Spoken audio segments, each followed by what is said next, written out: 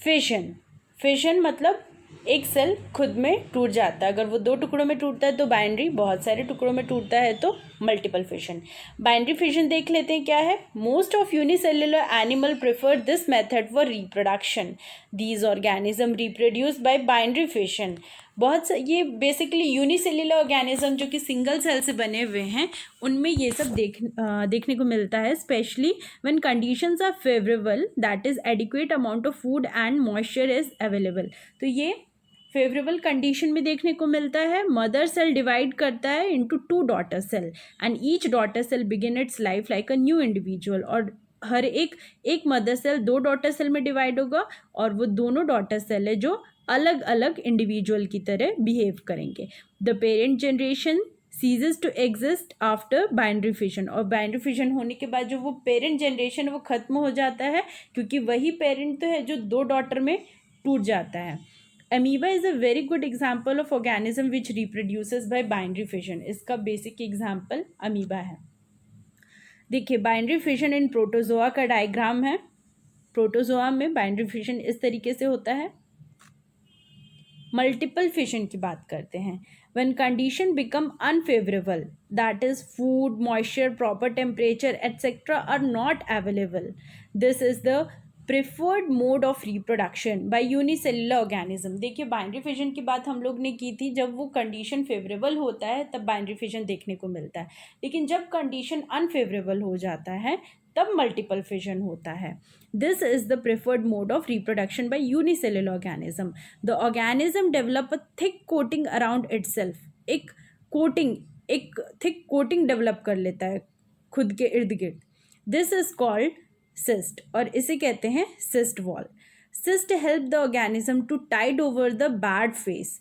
और ये unfavourable condition में जो सिस्ट है वो ऑर्गेनिज्म को बचाने का काम करता है। Nucleus divides into several nuclei and each daughter nucleus is surrounded by a membrane.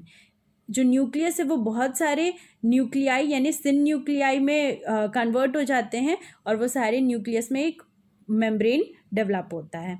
When favorable condition return, the cyst dissolve or break down, releasing the daughter nuclei।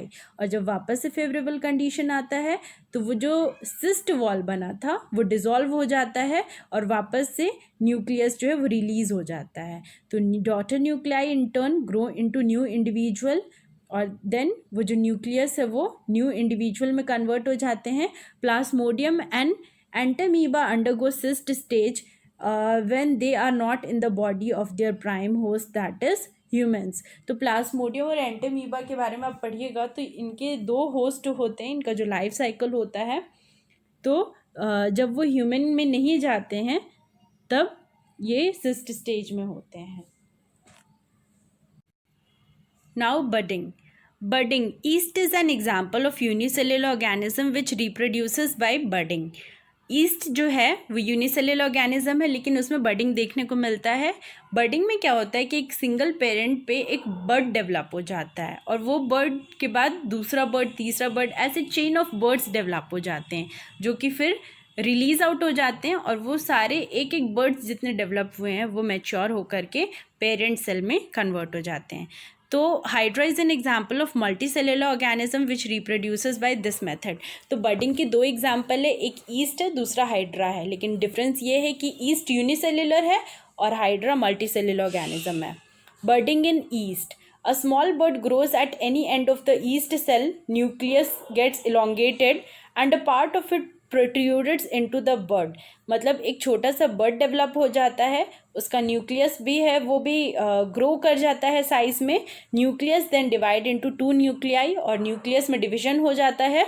One of the nuclei gets into the bud grows to certain extent and gets detached from the mother cell। और वो bird है जो कि mature हो जाता है and then mother cell से detach होके एक खुद का पेरेंट बन जाता है।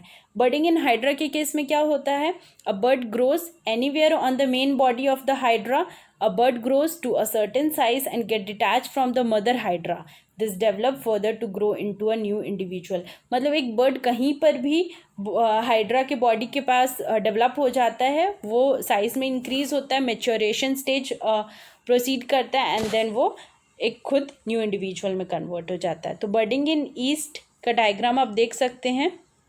स्लाइड में। नाउ फ्रैगमेंटेशन वर्ड से ही पता चल रहा है कि एक बॉडी है वो बहुत सारे फ्रैगमेंट्स में टूट जाती है, तो इस प्रोसेस का नाम है fragmentation. Reproduction by fragmentation is seen in filamentous algae, that is spirogyra एक फिलामेंटस एल्गी है। इस केस में फ्रैगमेंटेशन प्रोसेस देखने को मिलता है। Filament of spirogyra divide into many pieces and each piece develop into a new individual. तो spirogyra का जो फिलामेंट है वो बहुत सारे टुकड़ों में कन्वर्ट हो जाता है और इसमें जितने टुकड़े हैं वो सारे एक न्यू इंडिविजुअल में कन्वर्ट हो जाते हैं। रीजनरेशन की बात कर लें तो some simple organism can regenerate a new individual from a part which has been accidentally cut off. जैसे एक प्लेनेरिया इसका एग्जाम्पल है। Planaria show good example of reproduction by regeneration. If a planaria is cut into several pieces, each piece develop into a new individual. एक planaria इसे 3 टुकड़ों में काट दिया तो इस तीनों टुकड़ों के तीनों टुकड़े हैं जो कि न्यू इंडिविजुअल में रीजनरेट कर जाते हैं। जो पार्ट है इनके पास वो वैसे ही रहेगा, लेकिन जो पार्ट मिसिंग है वो रीजनरेट कर जाता है। Spore formation. Most of the fungi, bryophyte, pteridophyte reproduce by this method. Spore formation के मेथड से फंजाई, ब्रायोफाइट, टेराइडोफाइट रिप्रोड्यूस करते हैं। Spores are produced in special spore bearing organ. Spores एक स्पोर बियरिंग ऑर्गन जो spores को carry करता है जिसका नाम है स्पोरेंजियम, उसमें स्पोर्स बनते हैं। स्पोर्स स्पोरेंजियम में बनते हैं। When spore mature, sporangium burst open to release it. और जब स्पोर मैच्योर हो जाते हैं स्पोरेंजियम में तो स्पोरेंजियम फट जाता है और वो स्पोर्स रिलीज हो जाते हैं। अब advantages of spore formation. In fact spore give certain survival benefit to the organism which reproduce by spore. Spore can be disseminated through air and water or even through some other carrier like animals. मतलब ये हवा में भी उड़ सकता है, पानी में भी बह सकता है और कोई एनिमल के द्वारा कैरी करके भी ईजिली इसे ले जाया जा सकता है। This help an organism to spread it presence to a wider geographical area. ये बहुत ही आगे, बहुत ही ग्रेटर जोग्राफिकल एरिया तक अपने आप को फैला सकता है। Spore can also remain dormant for a long time till favourable conditions are found. मतलब ये एक रेस्टिंग स्टेज में चल जाता है जिसे डॉर्मेंसी कहते हैं, और जब फेवरेबल कंडीशन मिलता है ये वापस से एक्टिव हो जाता है।